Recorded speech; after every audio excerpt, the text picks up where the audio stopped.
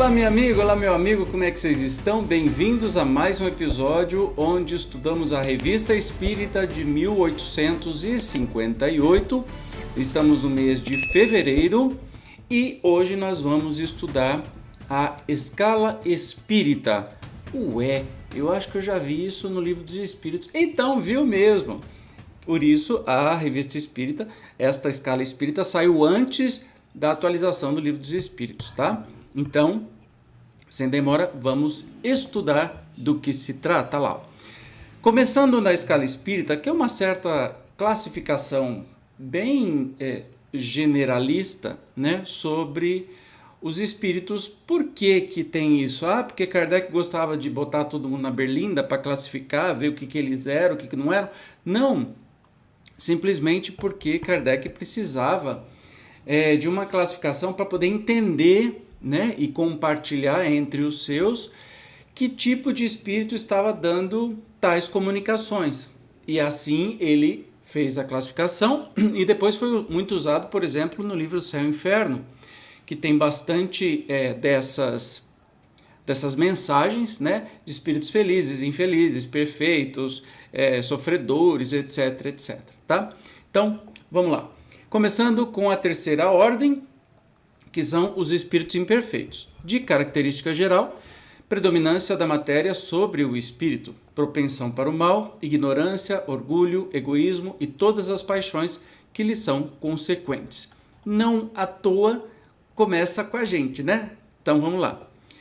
Mais detalhes sobre esta terceira ordem. Têm a intuição de Deus, mas não o compreendem. Nem todos são essencialmente maus. Em alguns há mais leviandade, e reflexão, e malícia do que verdadeira maldade. Uns não fazem o bem nem o mal, mas, pelo simples fato de não fazerem o bem, já denotam a sua inferioridade. Outros, ao contrário, se comprazem no mal, e se rejubilam quando uma ocasião se lhes depara de praticá-lo. Neles a inteligência pode achar-se aliada à maldade, ou à malícia, seja, porém, qual for o grau que tenham alcançado de desenvolvimento intelectual, suas ideias são pouco elevadas e mais ou menos abjetos seus sentimentos. Restritos conhecimentos têm das coisas do mundo espírita, e o pouco que sabem se confunde com as ideias e preconceitos da vida corporal. Acerca dessas coisas, não nos podem dar senão noções falsas e incompletas. Entretanto, nas suas comunicações, mesmo imperfeitas, o observador atento encontra a confirmação das grandes verdades ensinadas pelos espíritos superiores. Na linguagem de que usam se lhes revela o caráter. Todo espírito que, em suas comunicações, trai um mau pensamento pode ser classificado na terceira ordem. Conseguintemente, todo mau pensamento que nos é sugerido vem de um espírito dessa ordem. Eles veem a felicidade dos bons e esse espetáculo lhes constitui incessante tormento, porque os faz experimentar todas as angústias que a inveja e o ciúme podem causar. Conservam a lembrança e a percepção dos sofrimentos da vida corpórea, e essa impressão é muitas vezes mais penosa do que a realidade. Sofrem, pois, verdadeiramente pelos males de que padeceram em vida e pelos que ocasionaram aos outros. E como sofrem por longo tempo, julgam que sofrerão para sempre. Deus, para puni-los, quer que assim julguem. Bom, uma explicação bem interessante, né, sobre esta terceira ordem. E agora a gente vai para as divisões, porque essa terceira ordem pode ser dividida em 4 grupos principais, tá? Então, lembrando, terceira ordem, a gente começa de baixo para cima, tá? Então, primeiro, espírito impuro, que é classificado como nona classe. Vamos ver. São inclinados ao mal, de que fazem o objeto de suas preocupações. Como espíritos, dão conselhos pérfidos, sopram a discórdia e a desconfiança e se mascaram de todas as maneiras para melhor enganar. Ligam-se aos homens de caráter bastante fraco para cederem às suas sugestões, a fim de induzi-los à perdição, satisfeitos com conseguirem retardar-lhes o adiantamento, fazendo sucumbir nas provas por que passam. Nas manifestações, dão-se a conhecer pela linguagem. A trivialidade e a grosseria das expressões, nos espíritos, como nos homens, é sempre indício de inferioridade moral, se não também intelectual. Suas comunicações exprimem a baixeza de seus pendores e, se tentam iludir, falando com sensatez, não conseguem sustentar por muito tempo o papel e acabam sempre por se traírem. Alguns povos os arvoraram em divindades maléficas, outros os designam pelos nomes de demônios, maus gênios, espíritos do mal. Quando encarnados, os seres vivos que eles constituem se mostram propensos a todos os vícios geradores das paixões vis e degradantes, a sensualidade, a crueldade, a felonia, a hipocrisia, a cupidez, a avareza sórdida. Fazem o mal por prazer, as mais das vezes, sem motivo, e por ódio ao bem, quase sempre escolhendo suas vítimas entre as pessoas honestas. São flagelos para a humanidade, pouco importando a categoria social a que pertençam, e o verniz da civilização não os forra ao opróbrio e à ignomínia. Então vamos lá. O nono, né? O nono parece o inferno de Dante, né? O nono círculo, ou seja, o mais baixinho, que está mais baixo de todos, são os espíritos impuros, imperfeitos, né? Como uma categoria, mais impuros. Depois nós vamos agora estudar a oitava classe, que são os espíritos levianos, que são ignorantes, travessos, irrefletidos e zombeteiros. Metem-se em tudo, a tudo respondem, sem se incomodarem com a verdade. Gostam de causar pequenos desgostos e ligeiras alegrias, de aborrecer, de induzir maliciosamente em erro, por meio de mistificações e de espertezas. A esta classe pertencem os espíritos vulgarmente tratados de duendes, trasgos, gnomos, diabretes. Acham-se sob a dependência dos espíritos superiores que muitas vezes os empregam como fazemos com os nossos servidores. Mas que outros parecem ligados à matéria e ser os principais agentes das vicissitudes dos elementos do globo, quer vivam no ar, na água, no fogo, nos corpos sólidos ou nas entranhas da terra. Muitas vezes manifestam sua presença por efeitos sensíveis, tais como pancadas, movimento e deslocamento anormal de corpos sólidos, agitação do ar, etc., o que lhes valeu o nome de espíritos batedores ou perturbadores. Reconhece-se que tais fenômenos não se devem a uma causa fortuita e natural quando têm um caráter intencional e inteligente. Todos os espíritos podem produzir esses fenômenos, porém os espíritos elevados em geral deixam essas atribuições aos inferiores, mais aptos às coisas materiais que às inteligentes. Em suas comunicações com os homens, a linguagem de que se servem é por vezes espirituosa e faceta, mas quase sempre sem profundidade. Exploram as falhas e o lado ridículo dos homens e das coisas, comentando-os em traços mordazes e satíricos. Se tomam nomes supostos, é mais por malícia que por maldade. Então, diferente dos impuros, né, da nona classe, estes espíritos levianos, né, eles são inclusive utilizados, foram muito utilizados na época das comunicações por batidas, por exemplo, né? Porque eles estão mais próximos da materialidade e são utilizados pelos espíritos superiores para essa função. Não são tão maus, mas são mais frívolos, mais levianos, o próprio nome diz, tá? Eu não vou ficar repetindo, porque acho que está bem claro essa classificação, que a gente vai entendendo, né? Vamos para a sétima classe dos espíritos pseudo-sábios. Dispõem de conhecimentos bastante amplos, porém creem saber mais do que realmente sabem. Tendo realizado alguns progressos, sob diversos pontos de vista, a linguagem deles aparenta um cunho de seriedade, susceptível de iludir com respeito às suas capacidades e luzes. Mas, em geral, isso não passa de reflexo dos preconceitos e ideias sistemáticas que nutriam na vida terrena. É uma mistura de algumas verdades com os erros mais absurdos, através dos quais penetram a presunção, o orgulho, o ciúme e a obstinação, de que ainda não puderam despir-se. Se a gente pode classificar como coisa, o espírito pseudo-sábio, a gente pode chamar também de fake news, que se baseia em alguma verdade, mas a maior parte das coisas são absurdas e ruins, né? Então é bem interessante essa classificação. Aí a gente vai para a sexta classe, que são os espíritos neutros. Nem bastante bons para fazerem o bem, nem bastante maus para fazerem o mal. Pendem tanto para um como para o outro e não ultrapassam a condição comum da humanidade, quer no que concerne ao mal, quer no que toca à inteligência. Apegam-se às coisas deste mundo de cujas grosserias e alegrias sentem saudades. Então, é o espírito nem, né? Neutro. Nem uma coisa, nem outra. Vamos agora para a segunda ordem dos espíritos, chamada espíritos bons, tá? Então, lembra que a primeira ordem dos espíritos a gente chamou de espíritos imperfeitos. Deixa eu puxar aqui só para você dar uma olhada. Ai, cadê? Nossa Senhora, aqui. Espíritos imperfeitos, tá? Terceira ordem. Então, nós temos os impuros, os levianos, os pseudo-sábios e os neutros. E eu estou anotando tudo para não me perder, que é bem interessante. Vamos agora então para a segunda ordem, que são dos espíritos bons. Como característica geral desta ordem? Predominância do espírito sobre a matéria, desejo do bem. Suas qualidades e poderes para o bem estão em relação com o grau de adiantamento que hajam alcançado. Uns têm ciência, outros a sabedoria e a bondade. Os mais adiantados aliam o saber às qualidades morais. Não estando ainda completamente desmaterializados, conservam mais ou menos, conforme a categoria que ocupem, os traços da existência corporal, assim na forma da linguagem, como nos hábitos, entre os quais se descobrem mesmo algumas de suas manias. De outro modo, seriam espíritos perfeitos, compreendem Deus e o infinito, e já gozam da felicidade dos bons. São felizes pelo bem que fazem e pelo mal que impedem. O amor que os une lhes é fonte de inefável ventura, que não tem a perturbá-la nem a inveja, nem os remorsos, nem nenhuma das paixões mas que constituem o tormento dos espíritos imperfeitos. Todos, entretanto, ainda têm de passar por provas, até que atinjam a perfeição absoluta. Como espíritos, suscitam bons pensamentos, desviam os homens da senda do mal, protegem navidos, que se lhes mostram dignos de proteção, e neutralizam a influência dos espíritos imperfeitos sobre aqueles a quem não é grato sofrê-la. Quando encarnados, são bondosos e benevolentes com os semelhantes. Não os movem o orgulho, nem o egoísmo, ou a ambição. Não experimentam ódio, rancor, inveja ou ciúme e fazem o bem pelo bem. Vou fazer uma observação.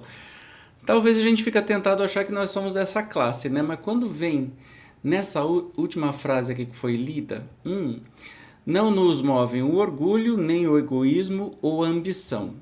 Ai, não experimentam o ódio, rancor, inveja ou ciúme e fazem o bem pelo bem. Então, né? Até o fazem o bem pelo bem dá até pra gente conseguir, mas não experimenta ódio, rancor, inveja ou ciúme, já me joga lá pros imperfeitos. Fácil, tranquilo, né? A esta ordem pertencem os espíritos designados nas crenças vulgares pelos nomes de bons gênios, gênios protetores, espíritos do bem. Em épocas de superstições e de ignorância, eles han sido elevados à categoria de divindades benfazejas. Podem igualmente ser divididos em 4 grupos principais. Então a gente vai ver aqui os grupos que fazem parte dos espíritos bons, né? É o que a gente viu aqui. Espíritos bons, exatamente. Tudo que eu não anoto, eu me perco. Então vamos lá. A bondade é neles a qualidade dominante. Apraz-lhes prestar serviço aos homens e protegê-los. Limitados, porém, são os seus conhecimentos. Hão progredido mais no sentido moral do que no sentido intelectual. Muito interessante, né? Então, o mais ruinzinho dessa classe é maravilhoso pra gente, né? A bondade neles é dominante, né? Só que é limitado o seu conhecimento. Vamos para a 4ª classe, que são os espíritos de ciência. Distinguem-se especialmente pela amplitude de seus conhecimentos. Preocupam-se menos com as questões morais do que com as de natureza científica, para as quais têm maior aptidão. Entretanto, só encaram a ciência do ponto de vista da sua utilidade e jamais dominados por quaisquer paixões próprias dos espíritos imperfeitos. Olha que interessante, né? Porque tem muita gente que é pessoa de ciência, mas não tem caráter, tem egoísmo, etc e tal, não se encaixa nesta classificação, tá? Então, tem que ser tudo isso. E percebam que as classificações dos espíritos bons são piquititica, né? Ou seja, não precisa de muita coisa, mas para conseguir chegar lá, ai. Vamos na 3ª classe, que é de espíritos de sabedoria. As qualidades morais da ordem mais elevada são o que os caracteriza. Sem possuírem ilimitados conhecimentos, são dotados de uma capacidade intelectual que lhes faculta juízo reto sobre os homens e as coisas. Nossa, bem interessante, né? E aí nós vamos para a 2ª classe. Veja bem, espíritos superiores, não são os perfeitos, tá? Os felizes. Espíritos superiores. Esses em si reúnem a ciência, a sabedoria e a bondade. Da linguagem que empregam se exala sempre a benevolência, é uma linguagem invariavelmente digna, elevada e muitas vezes sublime. Sua superioridade os torna mais aptos do que os outros a nos darem as mais justas noções sobre as coisas do mundo incorpóreo, dentro dos limites do que é permitido ao homem saber. Comunicam-se de bom grado com os que procuram de boa fé a verdade e cuja alma já está bastante desprendida das ligações terrenas para compreender. Lá, afastam-se, porém, daqueles a quem só a curiosidade impele, ou que, pela influência da matéria, são desviados da prática do bem.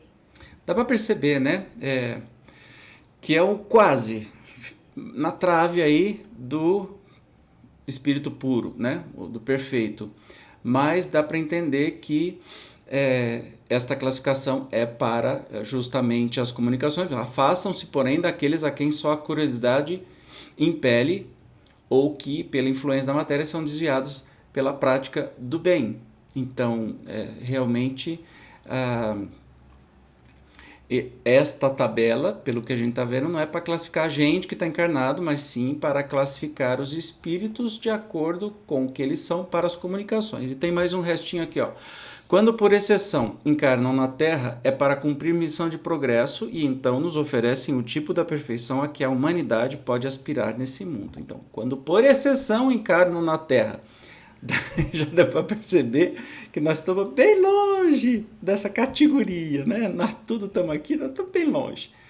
E, por fim, a primeira ordem, que são os espíritos puros, né? Que trata da primeira classe, que não tem nenhum nome, né? Depois de bons, vem espíritos puros, que tem como característica geral nenhuma influência da matéria, superioridade intelectual e moral absoluta com relação aos espíritos das outras ordens, e é classificado como primeira classe ou classe única. Os espíritos que a compõem percorreram todos os graus da escala e se despojaram de todas as impurezas da matéria, tendo alcançado a soma de perfeição de que é susceptível, a criatura não tem mais que sofrer provas nem expiações. Não estando mais sujeitos à reencarnação em corpos perecíveis, realizam a vida eterna no seio de Deus. Gozam de inalterável felicidade, porque não se acham submetidos às necessidades nem às vicissitudes da vida material. Essa felicidade, porém, não é a de ociosidade monótona, a transcorrer em perpétua contemplação. Eles são os mensageiros e os ministros de Deus, cujas ordens executam para a manutenção da harmonia universal. Comandam a todos os espíritos, que lhes são inferiores, auxiliam-nos na obra de seu aperfeiçoamento e lhes designam as suas missões.